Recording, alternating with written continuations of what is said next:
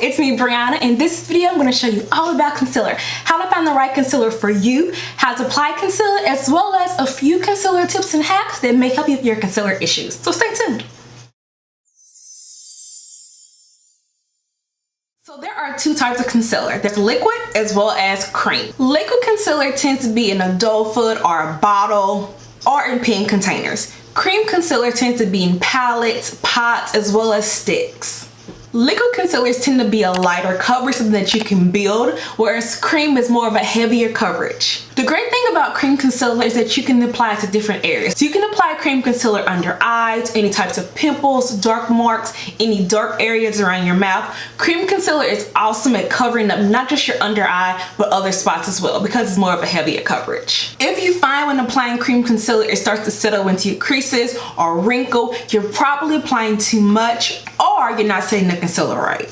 When looking for the right shade of concealer, you want to make sure that you test under eye. Do not test on your hand, on the side of your face, on your forehead. When you're testing to try to find the right shade of concealer, make sure you test under your eye. Think about it. If you have dark circles underneath and you test your concealer by applying on your hands or your face, it's not going to be as dark as your under eye, so it's kind of counterproductive. So when you're trying to find a concealer that matches your shade, make sure you test the concealer underneath your eye so that you can ensure that it is your correct shade. When testing out concealer, make sure you allow that concealer to set for at least 2 minutes. You want to give that concealer time to set into your skin, as well as ensure that if the concealer oxidizes, it's still your correct shade. When applying concealer, you definitely want to prep your face. Make sure that you moisturize your face. You do not want to apply concealer to skin that has not been moisturized, because then your skin can dry out, it can settle into creases, it can crack. So definitely moisturize your face first before applying your concealer. Some people like to use an eye cream prior to using a concealer. Eye cream is great if you have puffy eyes, if you have dark circles. When applying eye cream, you never want to apply the eye cream and then directly apply the concealer. You always want to apply the eye cream with your ring finger, because under eye is really delicate. And then you want to allow that eye cream to sit on your skin for at least 3 minutes. That way it can absorb in your skin. If you're using a powder foundation, never apply the concealer afterwards. If you're using a powder foundation, you want to apply the concealer prior. You don't want to apply powder and then liquid, because what's going to happen is it's going to clump up. So if you're applying a powder foundation, you want to make sure you apply the concealer prior to applying your powder foundation. If you're applying a liquid or a cream foundation, you want to apply the concealer afterwards. The reason being is sometimes when you apply foundation, you don't even need concealer afterwards, because the foundation has given you enough coverage.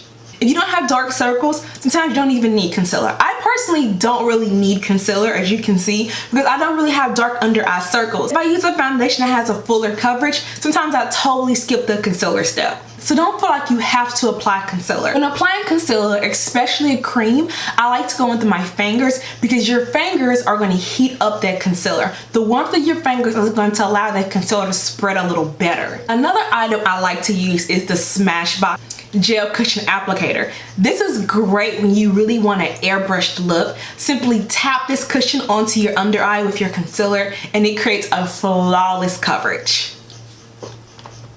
After applying your concealer, give it about a minute to settle into your skin. Afterwards, I like to set the concealer with a powder. A powder is going to give your concealer something to grab onto, especially with creams that can tend to move around and smudge. A powder is going to set that concealer in place so it does not move around or crease. If you're using very little concealer, I recommend setting with very little powder. I know on YouTube we can tend to put lots and lots of powder on our face to set, but here's the thing, you do not have to set your face with a lot of powder, especially if you're using very little concealer. If you're using a small amount of concealer, I recommend setting your face with very little powder. You don't need a bunch of powder to set a little bit of concealer. It's just going to end up looking cakey and very powdery.